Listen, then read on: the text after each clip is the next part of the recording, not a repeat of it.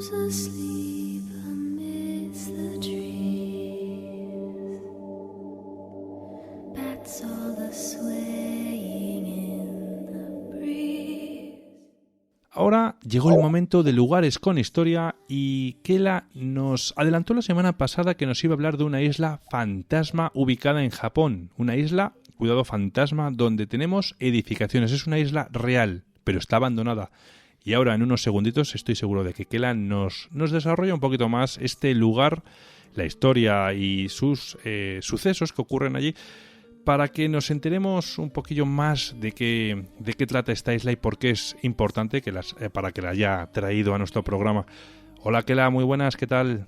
Hola, muy buenas, Víctor. Pues sí, hoy traigo una isla, la isla de Hashima, que está muy cerca de la prefectura de Nagasaki, en Japón, a solo 20 kilómetros del puerto, y fue un importante motor económico de este país durante casi un siglo, una mini ciudad, como has dicho, en medio del Pacífico.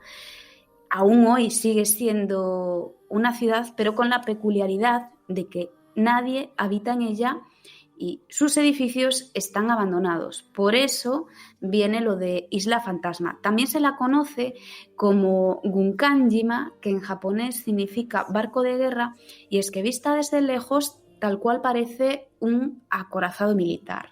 Muy bien, ¿y por qué es esta isla? ¿Esta isla está abandonada? ¿Hay algún tipo, no sé, de radiación? ¿Algún tipo de prueba militar? ¿Por qué? ¿Cuál es su historia, Kela? Pues bueno, para contar la historia de Hashima, primero nos tenemos que remontar al año 1885, en plena revolución industrial japonesa, cuando a la compañía Mitsubishi se le ocurre empezar a buscar carbón en el lecho marino. Así que bueno, tras perforar un par de túneles verticales de unos 190 metros de profundidad, hallan una veta en el subsuelo que coincidió estar justo al lado de esta isla. A finales del siglo XIX, principios del siglo XX, pues el carbón era el combustible que estaba en pleno auge y la compañía llegó a producir aquí hasta 410.000 toneladas de carbón al año.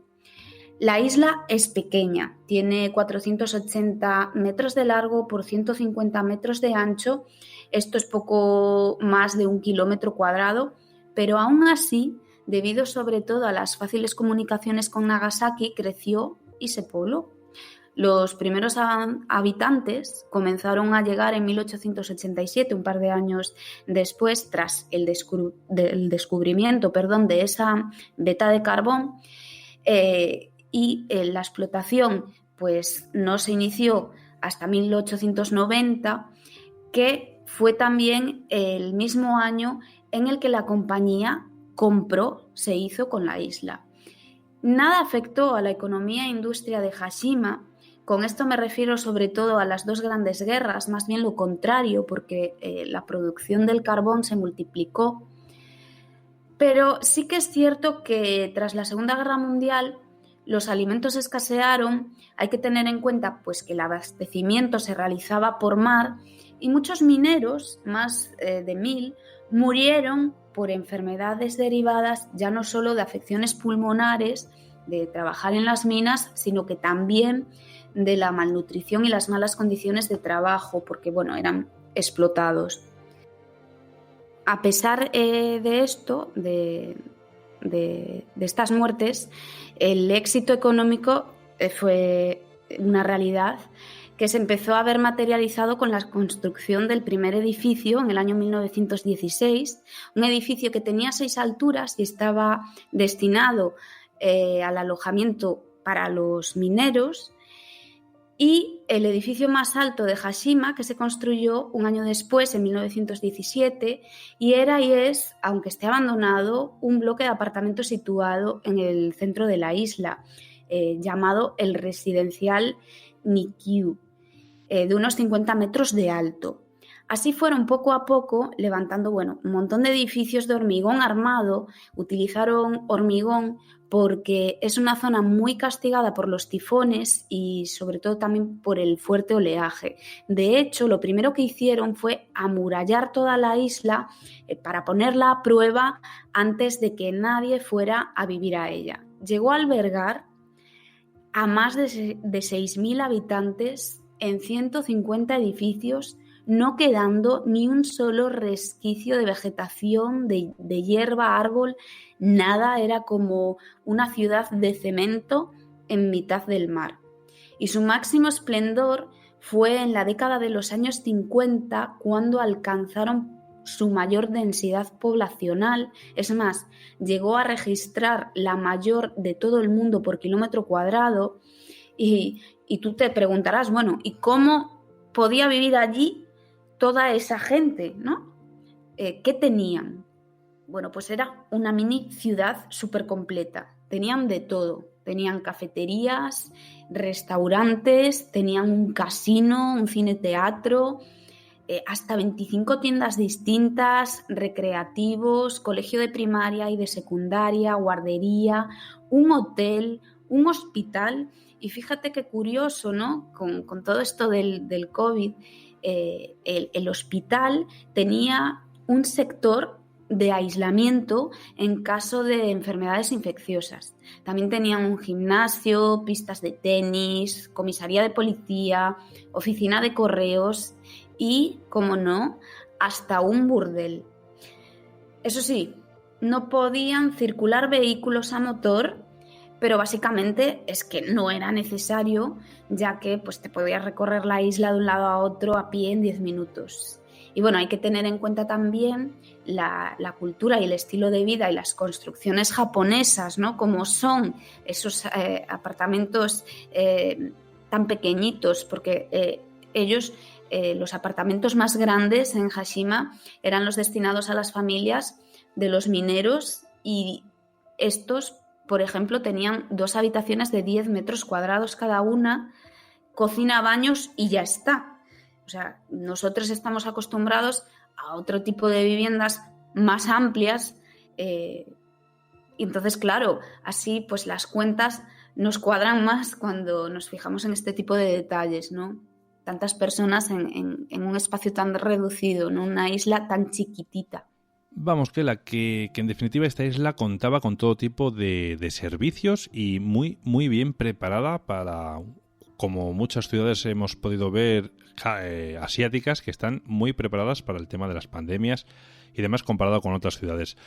Bueno, pues lo que no nos has todavía contado quizás es cómo fue abandonada esta isla, y ya de camino, si quieres, pues cuál es su estado actual.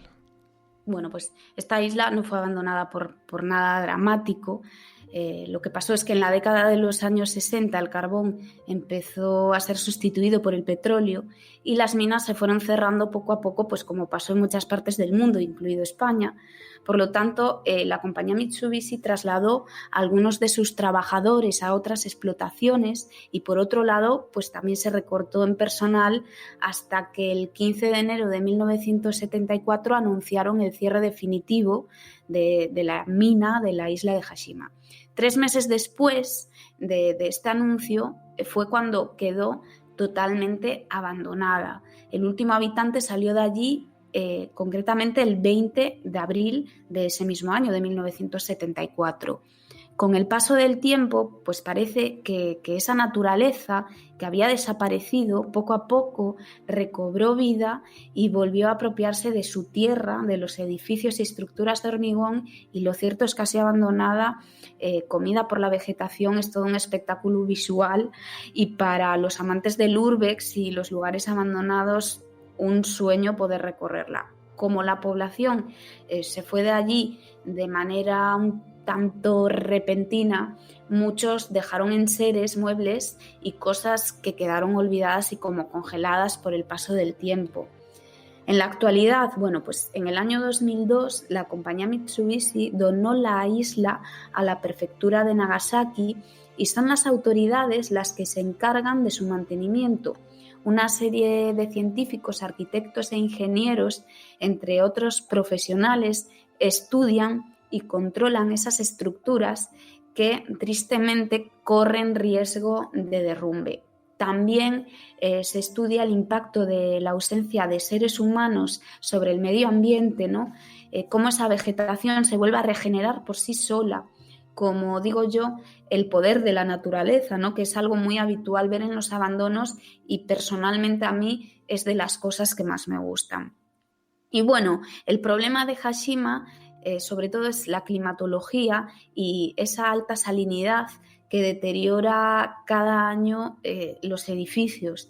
Es lo que, digamos, los maltrata y también se realizan, esto pues puede ser interesante, ahora está un poco complicado viajar, pero si alguien pues, tiene la oportunidad de visitar Japón, se realizan excursiones en barco por la isla, los turistas, y no se puede permanecer mucho tiempo en ella por ese peligro, ¿no?, de derrumbe, y tampoco se puede visitar en su totalidad, solo algunas zonas, pero tiene que merecer la pena desde luego porque es impresionante.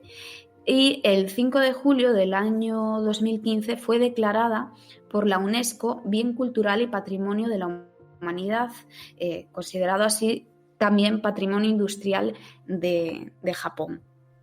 Y fuera de micro, Kela, me hablaste de que esta ciudad se han registrado algunos fenómenos paranormales. Háblanos de ellos, Kela.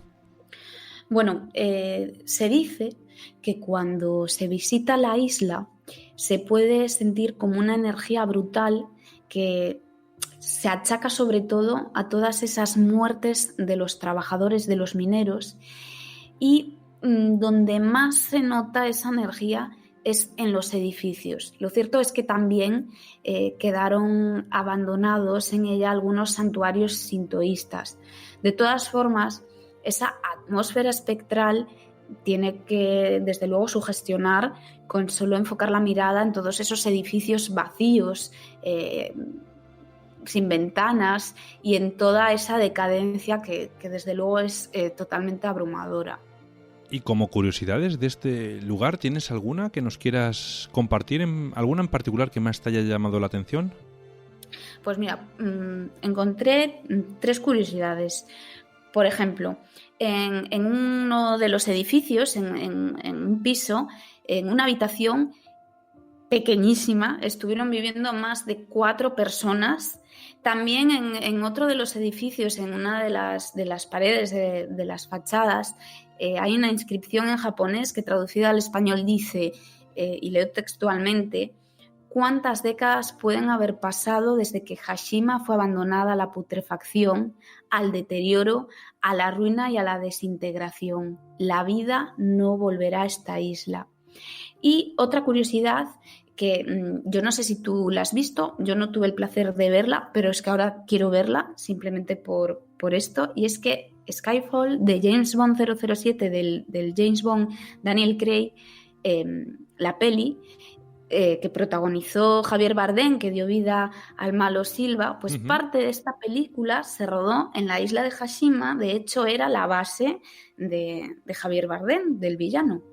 O sea, es la escena esa en la que sale el Daniel Craig, sale como que va a salvar a la chica guapa en una zona con ruinas que son como unos almacenes o algo. ¿Esa es la isla de la que estamos hablando hoy? Unos edificios así como muy altos, sí, grises. Eso sí, es, como medio derrumbado todo y tal, así. Sí. Pues esa es la isla de Hashima. Yo no tuve el placer de ver Skyfall, pero sí que es verdad que a raíz de esto dije, pues ahora quiero ver. Así que ya tengo plan.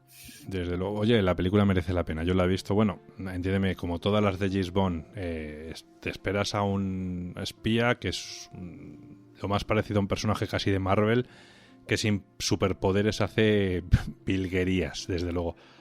Bueno, pues nada, pues qué interesante el lugar este que nos has traído hoy, y sobre todo interesante porque es el último lugar que nos traes de la segunda temporada. Porque con este ya terminamos la segunda temporada y nos vamos ya de vacaciones. Así que Kela, ¿tienes ya planes para opciones y demás? ¿Algo que hayas pensado que te gustaría hacer, dada la situación que podemos vivir y la que podemos acontecer a la vuelta quizás? Pues yo creo que muchos planes este año, tristemente, no se pueden hacer por culpa del COVID. Yo creo que me lo planteo en plan de relajación, relax, haz lo que lo que puedas y sobre todo mucho cuidado, mucha cabeza, porque yo soy de las que dice que no hay que bajar la guardia, así que, bueno, de momento me lo planteo para descansar. Pues yo creo que es una sabia elección, desde luego. Anda que no quedan veranos para poder volver a disfrutar de esas vacaciones tan ansiadas, de esa playa, de esa montaña, de lo que más nos guste, desde luego. Así que nada, pues que nada, poco más entonces. Cuídate mucho, que tengas un buen verano a tu manera y como puedas, las cosas como son. Y nada, que te espero para la tercera temporada, que la arrancamos en cuestión de un mes aproximadamente. Pues nada, un feliz verano para ti, también para mi compi Javier, para nuestros oyentes. Y nada, en la próxima temporada aquí estaré en lugares con historia. Muy bien, bueno, pues nada, descansa mucho y coge fuerzas, que enseguida estamos aquí de vuelta. Venga, un abrazo, Víctor. Un abrazo para ti.